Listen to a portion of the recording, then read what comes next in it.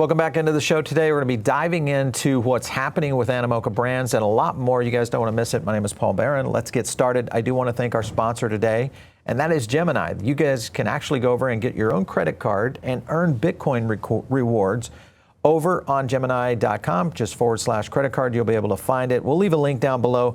There's a lot of benefits here in terms of instant rewards, and it's going straight in as Bitcoin, or you can actually select a crypto that maybe you want to go with, but 4% on all your transportation, dining, groceries, you name it. Check it out. Use our link down below, and you can get up to 50 different cryptos and earn up to $200 on your first $3,000 in expenditure. So check it out, and let's get started. Let's go over to a couple of points. We're going to have Yat Siu on from Animoca Brands on today. I do want to remind you guys that we looked at a video and did with him quite some time ago. It was reference to GTA 6. And the concept is that AI agents would be coming into possibly gaming. We are repositioning our thought on this. One of the things that is starting to happen is we could see a cryptocurrency in GTA 6. There are speculations right now that it could be R-Star. We don't think it's going to be that. This seems more of a rumor, but speculation. But it does bring up the idea that maybe there's an alternative here. And I want to play a clip for you, and then we'll bring in Yat Siu and get into it. So take a look.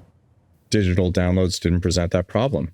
And it was pretty soon after where TakeTwo said, look, in the event we have a hit, we should be able to give more of that hit to consumers and create a thread in between these huge tentpole releases. It was only, a quick movement from there to virtual currency in game.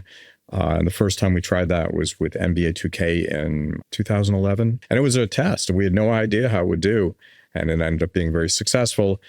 And then, of course, virtual currency was embedded for the first time in Grand Theft Auto Online for Grand Theft Auto 5. And again, that turned out to be much, much more successful than we ever expected. But if you roll the clock forward 10 years, which is my job, that's your job. Look, 10, 20 years down the road, not tomorrow, not for the quarter. All right, so Strauss Zelnick there from TakeTwo. First of all, what do you make of that clip by Strauss in terms of where he sees kind of the digital landscape inside gaming? TakeTwo was actually one of the slower adopters when it comes to the freemium business model, right? It was innovated really in Asia with massively multiplayer online games, and really only started becoming mainstream in the West, or in particular in the US, probably 5 or 6 years after, around 2015, 2016 is when it really started to pick up, was something that was very uncomfortable for the sort of game studios, particularly in the West. And now it's pretty much the predominant business model. But what isn't clear to me, given some of the previous comments that Strauss Zelnick has made, is that TakeTwo in and of itself is going to issue a token. Although that may change because of the fact that the US is now much more open and there might be clarity around this from a regulatory standpoint. But I expect much more activity to happen on the RP servers rather than TakeTwo in and of itself. So basically people running sort of GTA 6 servers, and they will then issue their own tokens around their particular game economies. That's kind of what we're expecting. If you look at what Strauss is talking about and you kind of consider, all right, that maybe the alternative here would be a stablecoin, because this could be a scenario that could take over some of the digital components here. Would you predict maybe that they might try to go that route? Actually launching a stablecoin, yes. And maybe, you think so? Yeah. So I think a stablecoin is much more likely. A couple of reasons. One, the Genius Act actually opens it up already. And while you can't expect the gaming companies to do that first, Amazon and Walmart and probably Facebook and probably Google as well, like we don't know for sure, but they're all probably thinking about it. Oh, there's a legislation now, there's a rule where I can actually do that. And one of the challenges always when you have changes with the new presidency is it actually something that is in law, or is it something that can be changed at any time, like an executive order? Right. And the Genius Act basically just passed through law, which means that it's much more certain that you can build on something in the long term for it, right? So stablecoins will probably be the first thing that people issue. Is it possible, therefore, that gaming companies around the world, particularly in the US, will start issuing their own stablecoins? I think it's entirely possible. So TakeTwo could sort of pull it off, but the difference is that they use the cash for operations rather than as a exchange medium, shall we say? Right. So there's a difference there, right? So if you're a bank, you're actually sort of you basically have a license to print money, right? Effectively, right? But if you are a game studio, You don't really have that. And so they do need the cash flow that they generate from the currency of the sales of the virtual currency to basically pay for stuff like salaries and costs and all that kind of stuff inside the game. And the pure interest that might generate might not be enough relative to that because it's still a product. So I see it's much more likely that they might partner with a set of companies that are going to issue these stablecoins, and they might be sharing maybe the yield from it or something like that. So Okay. so we should be expecting that there might either be a consortium. Also, don't forget, we should expect every major bank in the US, maybe even smaller banks, to want to issue their stablecoins. They're going to want to cut business deals on the distribution for them, right? No doubt. So again, and if you might remember in the early days, like PayPal and Venmo and all these platforms, they actually shared commissions in some way, right, for customer acquisition and so on. So this is interesting, and I see this more as a business model enhancement for many of those game studios that aren't thinking that way, unless they're thinking Web3 native like Animoca Brands does, right? For Animoca Brands, we're issuing our own stablecoin. And that's a different story because we're in the field of that. And so we might be working with game companies like this. But if you take Take2, for instance, you might want to, you're now essentially valuable as a customer acquisition tool for banking clients. So you could generate more revenue by simply saying, hey, you know what? I can onboard you almost like a credit card, right? Like credit card companies are amongst the highest paying because of sort of UA companies out there. Right. And now because, every customer in your game is now a target, it could really expand the revenue and the reach for those game studios. So I think that's more likely for most of them. Okay, well, I want to play another clip for you because I think it flows more into the validity of what could happen here within the gaming ecosystem. Take a look. I think the GTA is going to crash crypto because if you think about it, crypto is an attention economy. And what we're going to see with GTA is an attention vacuum that basically we've never seen before. I'll be able to cash out my crypto for shark cards in GTA 6. And so it'll actually just be a better trade to buy shark cards at that point. And GTA 6 launches this December. So I'm trying to be out of crypto by December. Shark cards, if you think about shark cards, which is obviously a huge ecosystem within GTA, what if they were to take shark cards and say, we're just going to make those a stablecoin? Yeah, so I'm going to go out on a limb and say no.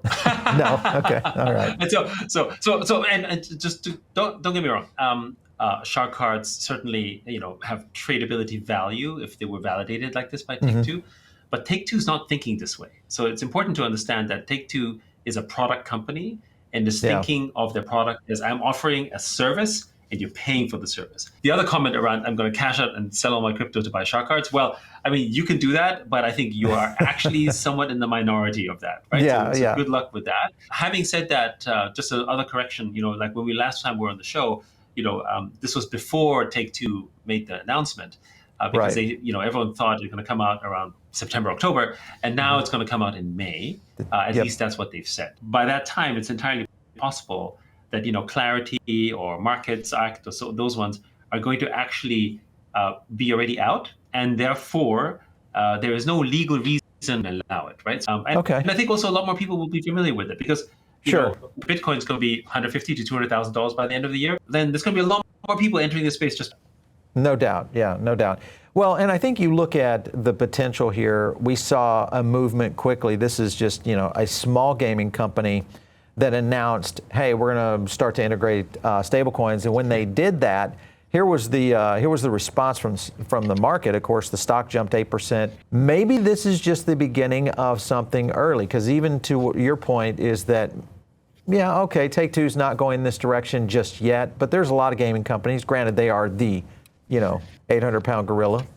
But the point is that they could change. They could shift into this model, especially if they start seeing others showing some success with that. And I do think they will do it because it's a superior business model. None of those big game companies went into free-to-play and freemium.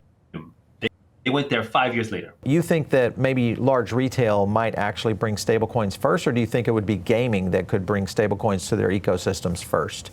Game companies have a potential, and other territories like Japan and Korea, for instance, have an established stablecoin framework. Even Singapore doesn't have a framework at this moment in time. So there's an interesting, funny sort of situation where the U.S. was once behind, has now actually leapfrogged most of the nation. Well, you look at a couple of things. I want to show two quick things here in reference to stablecoins, obviously launching here on August 1st. within Hong Kong. So this is now moving, even though that has been behind now what we've seen with the United States.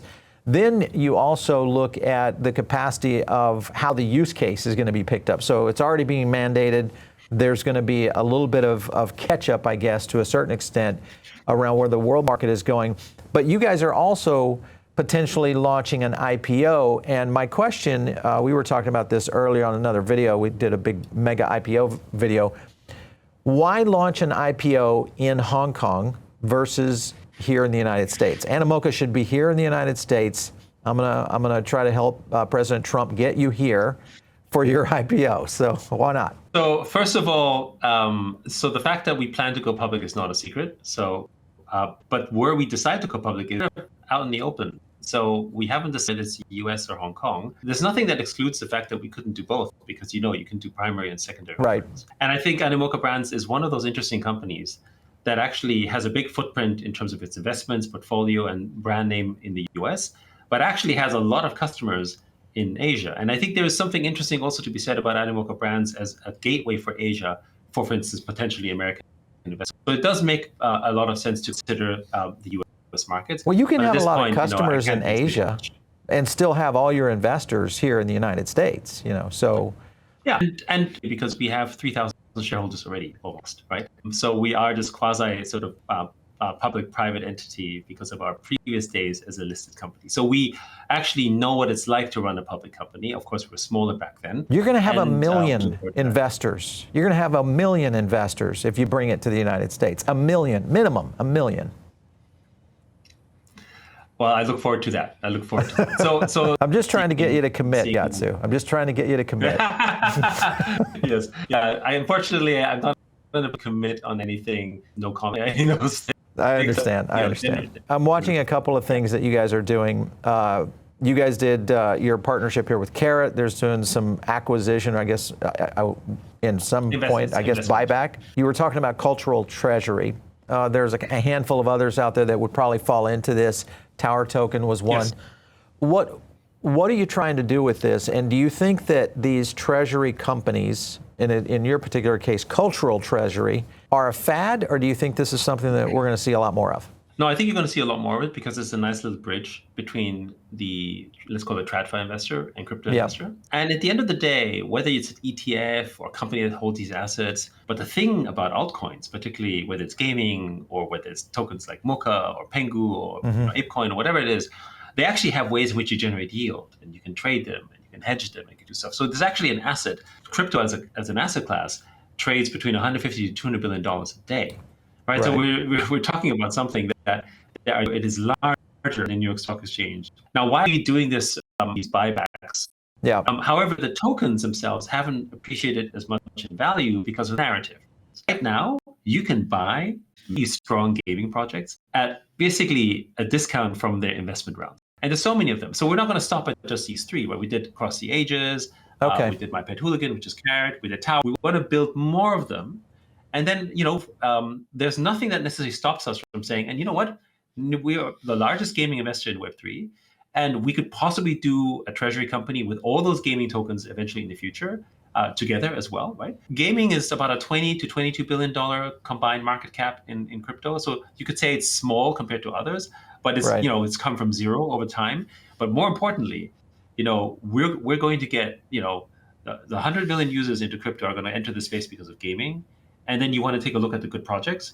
And do you want to go and buy, something that could go from 10 or 20 or, 10, 20, 30 billion, that's already billions of dollars? Or there's a chance to buy some gems in the market that are literally single digit millions. And so that's just where we see the opportunity. And we're investors. So we look for those opportunities as well, right? And you know what? I forgot who said it, but the famous saying around, like, when everyone's running away from something, maybe that's when you start looking. Right? Yeah. So that's exactly what we're doing. That's exactly what you got to get. Well, I think if you look at the acquisition plan that you're talking about and this strategy, this is only going to build up your valuation. And did you know that when you go IPO in the United States, that your valuation level is going to be much greater post-IPO? So first of all, looking at the investments we've done, for instance, like, In the US, we've done a number of treasury deals like DTC, right? Which was a Bitcoin one that's done very well. Right. We've done a few more, right? Like we can see the valuation premium is given to those companies. So we certainly have seen that effect. Well, the other thing for us also is that we want to be able to tell the story about Web3, because right now we're at the stage where we're telling people about Bitcoin and then a little bit of Ethereum. But we know that Web3 and blockchain is so much more, right? So they basically open up the gateway for the conversation. And now we should enter with different type of tokens and tell them what it's all about. And when they understand that, just like, your audience on the show and other people in the space, when they understand, they never go back and they say, you know what, this is great. And so they're going to come into that. So this isn't just about, basically what makes sense as an investment. This is also sort of how do we promote the space to the right people? How do we bring attention to those investors so they understand that there's a big opportunity here? It's had an impact. That's the other thing. I mean, if you look at Tower, My Pet Hooligan, or across the ages, all these tokens have gone up. In the case of Tower, it's over 100%. In the case of CTA and Carrot, it's up like 20%, 30% or something. And again, it doesn't stop there, right? It's just to show that there is potential momentum out there and opportunity. There's a lot more than that. So we're scouring for these great gems in the market right now. You mentioned Pengu earlier, and of course, there's a few points that are kind of moving right now. Pengu now reflipping Bonk. There's a struggle out there. Do you think Pengu will flip Doge? Do you think there's a possibility for that? Well, so first of all, it's important to note that Luca is an absolute animal in a good way. Yeah. He's driven, and so he's not someone that you should bet against. And we're very much betting on him, and we're investors as well and supporters. We like what they're building with Abstract. I hold a bunch of Pengus myself and so on. Yeah. So a number of our existing portfolio companies have started building Abstract and are doing well.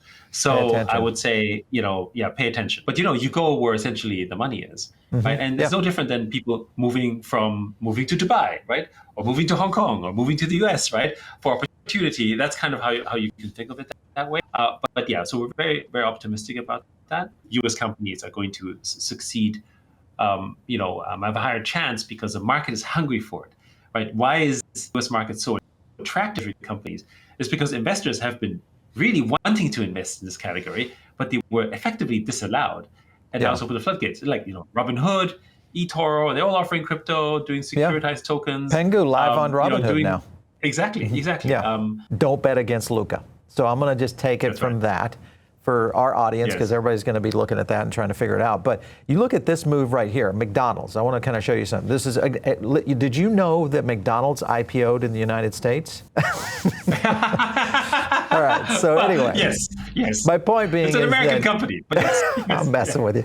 So my point is they had their biggest marketing launch, and guess what? It was Minecraft. My question is there's some potential here of a adult Happy Meal, okay? And if we get into an adult Happy Meal, one of the things that could happen right there is that right there. Yeah, pudgy penguins could get into this. So should we expect that, McDonald's wants to work with something like a pudgy? I think it's entirely possible. But would they do it, I would put it more in the sort of 50-50, 60-40 category rather than in the sort of 90-10 thing, right? Only because like NFTs are about $500 million of sales a month still, right? So actually it's good. But for a lot of people, they've just come around saying, "Oh, Bitcoin is probably real." Okay, so when you go down the next thing, then it's Ethereum, and then it's like, okay, tokens, and then it's like NFTs. Understanding that NFTs are actually serious, and I think that's the other thing. We think of NFTs as a kind of levered Ethereum bet for the crypto market as well. Like if you basically had if you had when Ethereum was really low.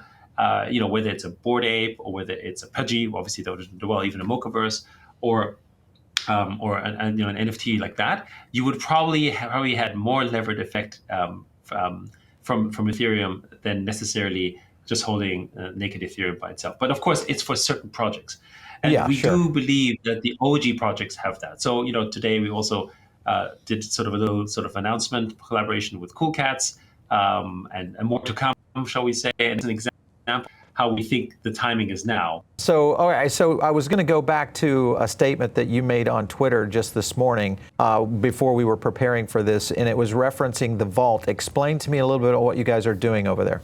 One of the next big important frontiers of the space is RWAs. And when you think about what's the biggest RWA in crypto today, it's stablecoins. So it's an investor grade, basically a vault, backed by a figure. You basically have, basically billions of dollars already of real assets where you can bring institutional investors into the space. And, they're also SEC registered yielding sort of assets as well. Right. And you have things like, home equity loans and so on. Like that's the type of stuff that, let's call it, traditional guys understand. And they go, oh, okay, tokenizing that kind of makes sense, right? We might understand, the network effects and the meaning of things like meme coins and game tokens. But when it comes to sort of real world assets, that's where TradFi goes, oh, okay. When you look at intellectual property, when you look at gold, when you look at home equity loans or even student loans, where we're kind of getting into as well, as RWAs, for instance, dwarf the value of Bitcoin, right? For the time being, right? Like it completely dwarfs it. No doubt. We're all excited about Bitcoin hitting 2 trillion market cap, 3 trillion gold at 12 billion. Should be 20 trillion, right? Yeah. Yeah, but everything else is like 100 trillion, 200 trillion, right? Right. And of course, we're going to open up the Asian market as well. It's going to be very exciting. Listen, Yat Siu, it's been great having you on today. Thank you so much for coming in. I know your connection's kind of in and out there, but we do appreciate you taking the time today. So thanks again. Thank you for having me. All right, you guys, if you're not in our Diamond Circle, that's our own private group. You guys can join for absolutely free. All you have to do is click the link down below. It's very easy. And of course, follow me out there on X. It's just @PaulBaron. I'll catch you next time right here on The Paul Barron Show.